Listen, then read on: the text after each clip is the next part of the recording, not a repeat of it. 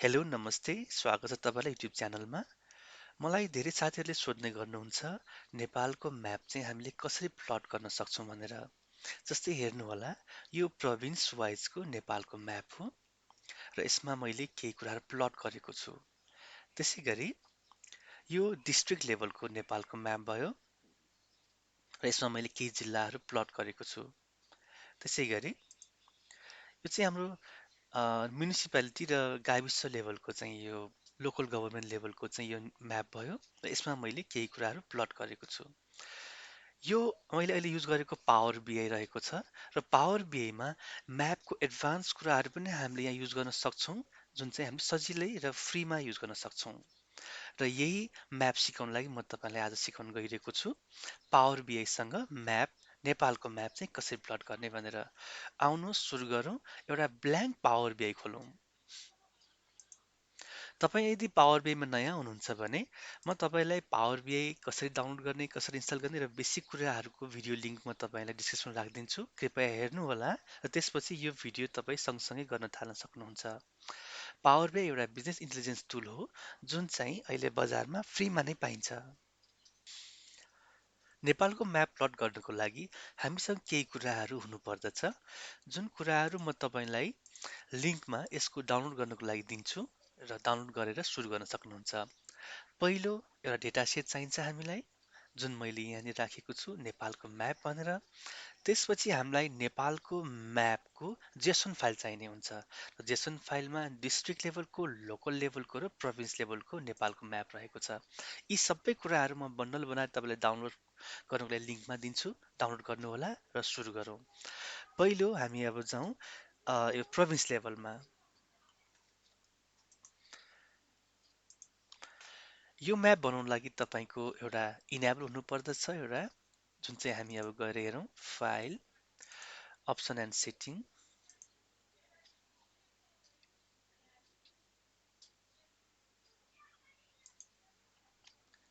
File, option and setting, option,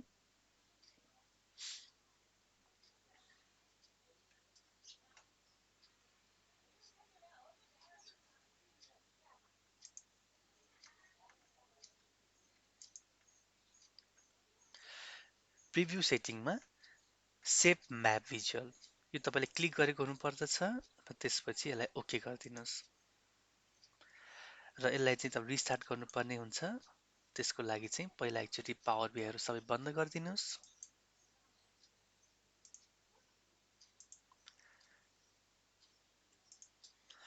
र फेरि open गर्नुहोस्।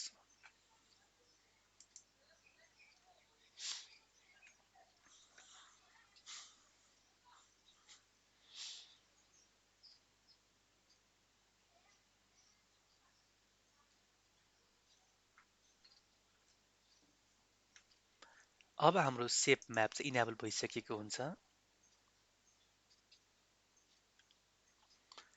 हेर्नु होला, यहाँनिर हाम्रो सेभ म्याप आइसकेको छ। यो म्याप आएपछि अब हामी हाम्रो म्याप बनाउनतिर लाग्न सक्छौँ र त्योभन्दा अगाडि डेटा सेट इन्टेक गरौँ। Get data by excel. एक्सेलबाट हामी जाउँ डाटा सेटमा नेपालको म्याप,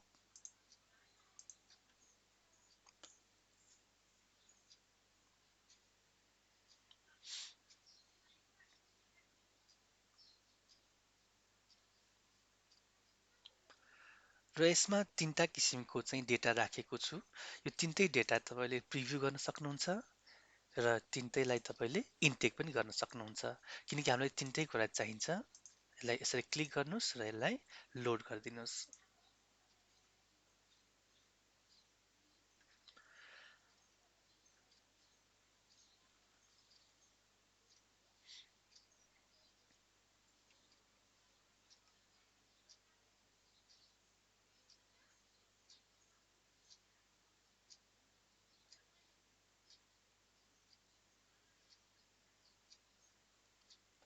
यो लोड गरिसकेपछि तपाईँले डेटा यहाँ पाउनुहुन्छ आफ्नो राइट साइडमा। यो हो पावर बिआईको डेटा वेयरहाउस।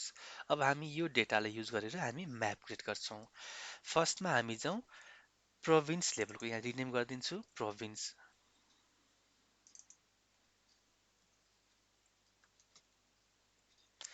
त्यसपछि अर्कोमा हामी गरौँ डिस्ट्रिक्ट लेभलको, त्यसपछि गरौँ हामी लोकल गभर्नेन्स लेभलको। ओके, प्रोभिन्सबाट सुरु गरौँ। पहिला सुरुमा सेप म्याप लिनु होला। सेप म्याप लिइसकेपछि यो सेप म्यापमा तपाईँले अहिले प्रोभिन्सको गर्दै हुन्छ भने प्रोभिन्सको एउटा फिल्ड चाहिँ राख्नु होला, र यो राख्नु एकदम म्यान्डेटरी छ। किन भन्दाखेरि म यहाँ गएँ भने त्यो सेप एड गर्ने मलाई आएको हुँदैन। यहाँनिर मैले सेप एड गर्ने ठाउँ पाउँदिनँ, त्यही भएर मैले एउटा फिल्ड चाहिँ राख्नै पर्ने हुन्छ। त्यसको लागि म लिउँ प्रोभिन्स। प्रोभिन्सलाई यो फिल्डमा ड्रप गर्नुहोला। ठिक छ, अहिले डिफल्टमा यो अमेरिकाको म्याप बनेको छ भने अब म गएर हेरौँ। यहाँनिर हेर्नु होला, यहाँनिर सेप एड गर्ने ठाउँ आएको हुन्छ। ओके, यो एड गरेको ठाउँ आउँछ र यहाँनिर हामी आफ्नो म्याप इनपुट गर्न सक्छौँ, जुन हामीले जेसन फाइलमा राखेको थियौँ। र यहाँनिर एड म्याप गरिदिउँ र अघि मैले भनेको फाइलमध्ये अहिलेलाई प्रोभिन्स फाइल लिनु होला। प्रोभिन्स फाइल ओपन गरौँ। हेर्नुहोस्, म्याप यहाँ प्लट भइसकेको छ र तपाईँसँग जुन प्रोभिन्स रहेको छ त्यो प्रोभिन्स चाहिँ यहाँनिर अलरेडी प्लट भएको अवस्था छ। कसरी थाहा पाउने, हेर्नुहोस् त, फिल्टरमा गएर तपाईँको डेटामा यो सबै प्रोभिन्स रहेको छ। तपाईँ कुनै प्रोभिन्सलाई हटाएर हेर्नुहोस् त, प्रोभिन्स 3 हटाउँछु म। प्रोभिन्स 3 मैले प्लट हटाइदिएँ। अथवा तपाईँले यसरी पनि गर्न सक्नुहुन्छ, एउटा प्रोभिन्स 1 2 3 4 5 यसरी राख्न पनि सक्नुहुन्छ। अब यिनीहरूको कलर एउटै भएको कारणले गर्दाखेरि खासै यहाँनिर केही इन्ट्रेस्टिङ कुराहरू देखिएन। यसको लागि चाहिँ हामीले कलर सेचुरेसनमा यो प्रोभिन्सको डेन्सिटी वाइज म चाहिँ कलर सेचुरेसन राख्छु भनेर राख्न सक्नुहुन्छ। हेर्नु होला, यो कलर जसरी चेन्ज भएको छ, यो सेचुरेसनको चाहिँ थोरैदेखि धेरैसम्म कलरहरू चाहिँ फैलिएको छ। सो यसरी चाहिँ हामीले प्रोभिन्समा लगायौँ। अब जाउँ डिस्ट्रिक्ट लेभलमा।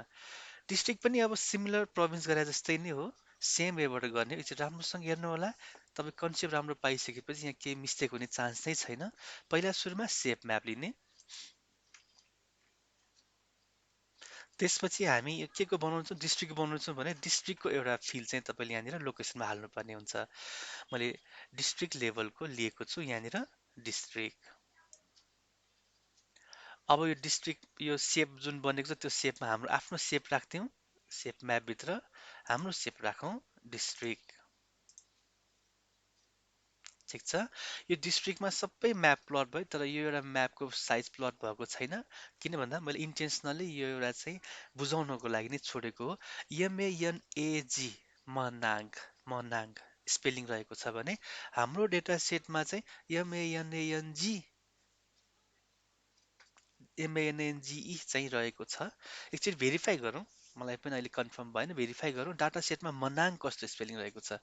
त्यही भएर के कुरा ध्यान दिनु पर्यो त, स्पेलिङ चाहिँ तपाईँको मिल्नुपर्ने हुन्छ। म डाटामा गएर हेर्छु मनाङको स्पेलिङ के रहेको छ। हेर्नुहोस् है, मनाङ MANANG, यो एन एउटा यहाँ हाम्रो बेसी छ भने म्यापमा चाहिँ MANAG मात्र रहेको छ, तपाईँले हेर्न सक्नुहुन्छ। अब के कुरा ध्यान दिने त, जुन स्पेलिङ तपाईँले म्यापमा छ त्यही स्पेलिङ चाहिँ तपाईँ डाटा सेटमा पनि हुनु पर्यो। यदि केही कुरा छुटेको छ भने त्यो चाहिँ मिलाउनु पर्यो, र यो चाहिँ हामीले एकदमै ख्याल गर्नुपर्ने हुन्छ। नत्र भने म्याप प्लट हुनुपर्ने पनि प्लट नभएको अवस्था हुनसक्छ र तपाईँलाई थाहा पनि नहुन सक्छ। यति ध्यान दिनुभयो भने पक्कै पनि म्याप प्लट हुन्छ, र अघि जस्तै तपाईँ हेर्न सक्नुहुन्छ कुन राख्ने नराख्ने भनेर तपाईँले चेन्ज गर्दै पनि लिन सक्नुहुन्छ। ठिक छ, यो मजाले चलाएर हेर्नु होला। अब डिस्ट्रिक्ट पनि भयो, अब हामी लोकल गभर्नेन्समा जाउँ। सेम प्रोसेस फेरि म दोहोऱ्याउँछु, मजाले हेरौँ। पहिला सुरुमा सेप म्याप लिने। सेप म्यापलाई तपाईँले चाहिँ सुरुमा कुन चाहिँ प्लट गर्न चाहनुभयो त्यो एउटा लोकेसनमा राखिदिउँ, लोकल रिजन। त्यसपछि सेप म्यापमा चाहिँ हामीले सेप चेन्ज गर्ने ठाउँ आउँछ, र यसलाई सेप चेन्ज गरिदिउँ लोकल रिजनबाट।